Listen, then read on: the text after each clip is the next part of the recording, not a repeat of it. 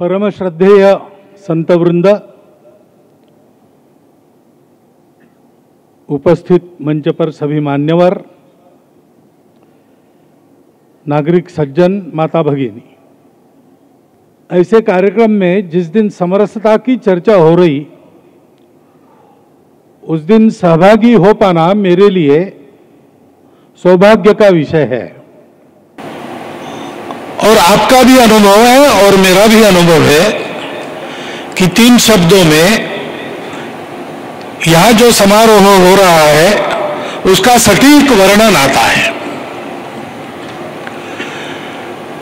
और केवल अद्भुतता, अलौकिकता, विस्मरणीयता इतना ही नहीं, तो जिनकी शताब्दी के समापन निमित्त यह हो रहा है उनका पूर्ण दर्शन इस समारोह के द्वारा सबको साक्षात होता है। हम सब लोग यहां आकर प्रमुख स्वामी महाराज जी ने क्या क्या महत् कार्य किए, उनका हम सबके लिए क्या संदेश है, ये सब समझ पाए। और आंखों से जो देख रहे उसके पीछे थोड़ा और सोचेंगे तो हमारे सामने ये बात स्पष्ट हो जाएगी कि प्रमुख स्वामी महाराज ने क्या किया। ये तो यहां जानकारी मिल रही है हमको, हमारे ज्ञानेंद्रियों से हम उसको ग्रहण कर रहे हैं। उनका हमारे लिए क्या संदेश है हम यहां देख रहे, सुन रहे। लेकिन देखने सुनने के भी परे वो क्या थे, इसके तरफ हमारा मन जाता है। और ये बात बड़ी महत्व की बात है, क्योंकि प्रमुख स्वामी महाराज ने ये जो सब किया है, ये उनको करने की आवश्यकता क्या थी। तो वैसे देखा वो भी कह सकते कि मुझे तीनों लोकों में कोई कर्तव्य शेष नहीं है, कुछ करने का नहीं है, मैंने पाया नहीं ऐसा दुनिया में कुछ नहीं है, और ऐसा भी कुछ नहीं है जिससे पाने की और इच्छा मैं करूं। परंतु मैं फिर भी ये कर्म इसलिए करता हूं कि इस जगत में सृष्टि चलती रहे, इसलिए मुझे करना आवश्यक है। मैं करूंगा तो लोग अनुसरण करेंगे। जो हमारे द्वारकेश लाल जी महाराज ने आपको बताया कि उन्होंने जी कर बताया, संत यही काम करते हैं। उनको यहां आने की आवश्यकता उनके लिए नहीं होती, लेकिन ये सृष्टि चलनी चाहिए, उसी को धर्मचक्र प्रवर्तन कहते हैं। सृष्टि चलने के मार्ग में चलते चलते ही कुछ बाधाएं उत्पन्न होती, अवरोध उत्पन्न होते। जैसे कोई मशीन चलता है तो जंग भी चढ़ जाता है, तेल जमा होता है, उसको साफ करना पड़ता है बीच बीच में, तो ठीक से चलता है।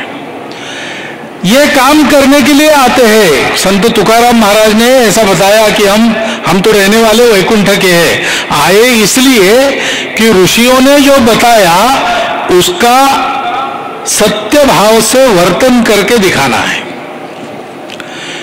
क्योंकि आखिर हम इन शब्दों पर जाते हैं, क्या क्या कृति हुई उस पर जाते केवल, तो आगे चल के हम गलती कर बैठते, ऐसा हो सकता है। ये जो सामाजिक विषमता की बात है, वो गत कम से कम 2000 वर्षों से जो हम गलती करते चले आए, अधर्म को ही धर्म समझते आए, उसका परिणाम है। धर्म में तो कहीं ये बताया नहीं ऊंच नीच, धर्म के तो 4 ही खंडे हैं, सत्य है, करुणा है, अंतर्बाह्य शुचिता है, और ये सब प्राप्त करने के लिए तपस्या है। पद्मश्री कामले जी ने आपको बताया, मन के अहम भाव के कारण विषमता है। ये बात बिल्कुल सही है। कुल का अभिमान, धन का अभिमान, बल का अभिमान, रूप का अभिमान हम लोगों को बाकी लोगों को हेय मानने को मजबूर करता है। जिनका अपना कुछ है नहीं, अहम भाव भी नहीं है, जो सत्य के साथ एकाकार हो गए हैं, ऐसे महात्मा जी सकते हैं समरसता को। और समरसता ये भाषण का काम नहीं है, ये जीने का काम है। गलत जीने की आदत को बदलकर सही जीना अगर करते हैं हम, तो समरसता आपको बतानी नहीं पड़ेगी, अपने आप समरसता उत्पन्न हो जाएगी। ये कैसे करना? प्रमुख स्वामी महाराज जैसे पहुंचे हुए संत उसको करते हैं।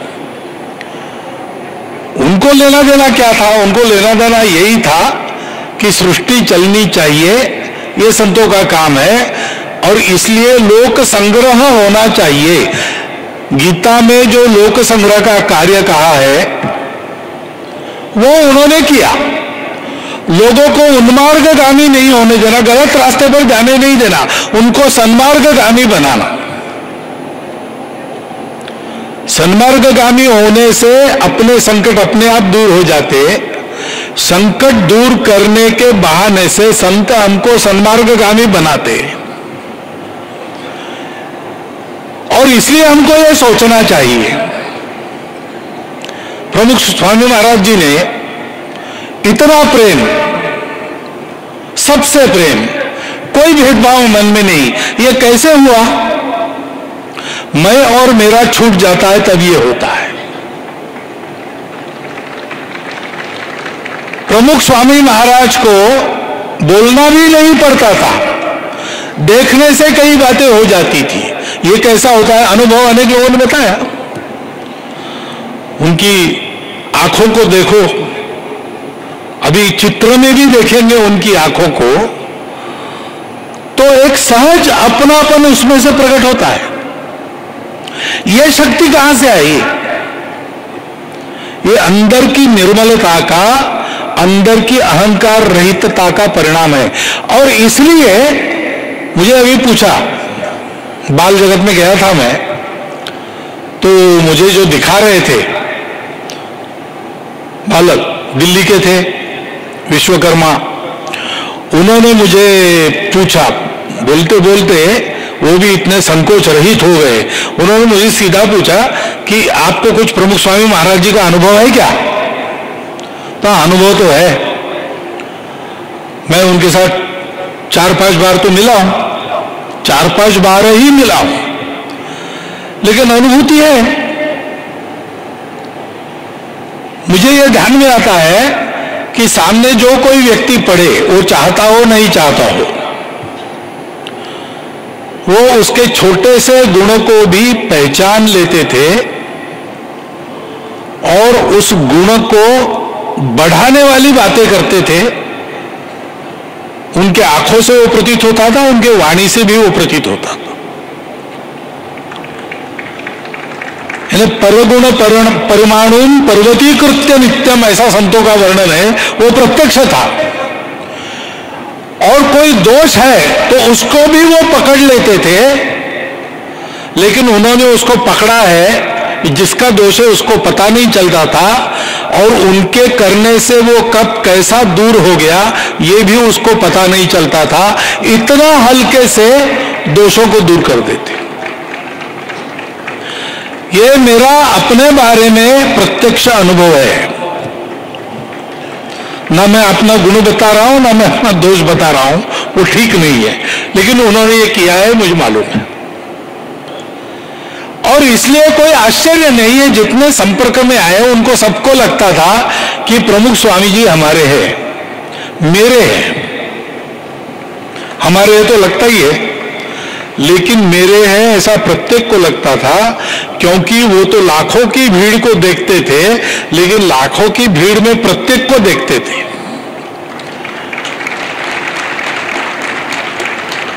वो लाखों की भीड़ को भीड़ नहीं मानते थे, वो उन लाखों को एक ही परमात्मा के पार्थिव रूप मानते होंगे, ऐसा मुझे लगता है। और इसलिए निरंतर जीवन भर उन्होंने काम किया। इतनी बड़ी कर्म शक्ति, इतने सारे मंदिर बनाना, दिन रात परिश्रम करना। मैं देख रहा था कि उनको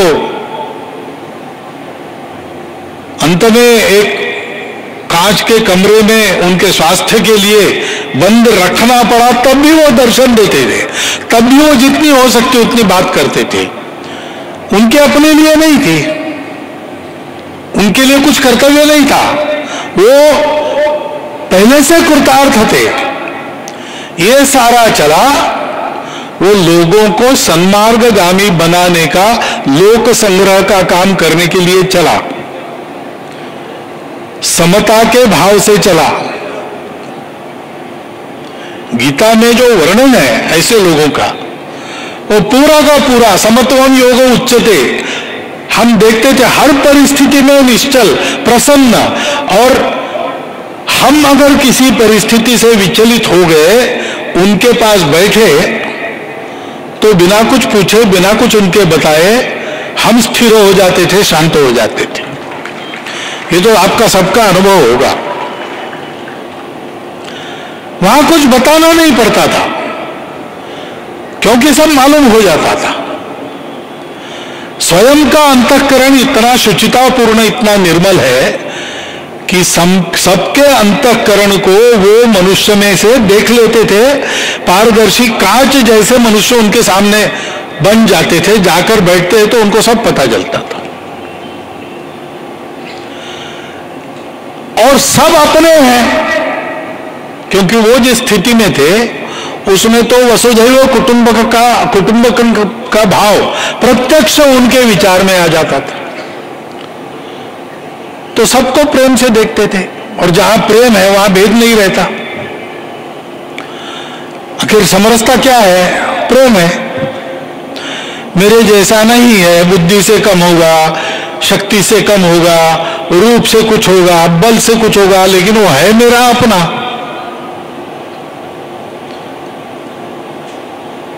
ये सब बातें अपनेपन में विचार में नहीं आती। और सत्य के रूप में वो अपनापन धर्म में है। इसलिए सामाजिक विषमता धर्म का परिणाम नहीं है।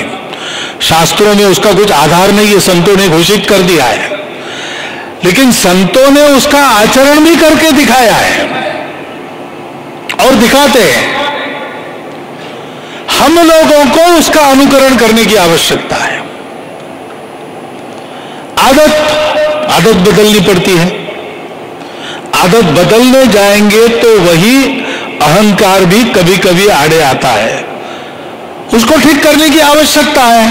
कैसे करना ये बताने वाले संत हैं। अब संतों की एक स्थिति होती है, हमारी वो नहीं है, बात ठीक है। हम करने जाएंगे तो एकदम उनके जैसे बनेंगे ऐसा कुछ नहीं, लेकिन थोड़ा तो आगे बढ़ेंगे। एक आदमी बोल रहा था कि वो पहाड़ बहुत दूर है, इतना दूर मैं कैसे जाऊंगा?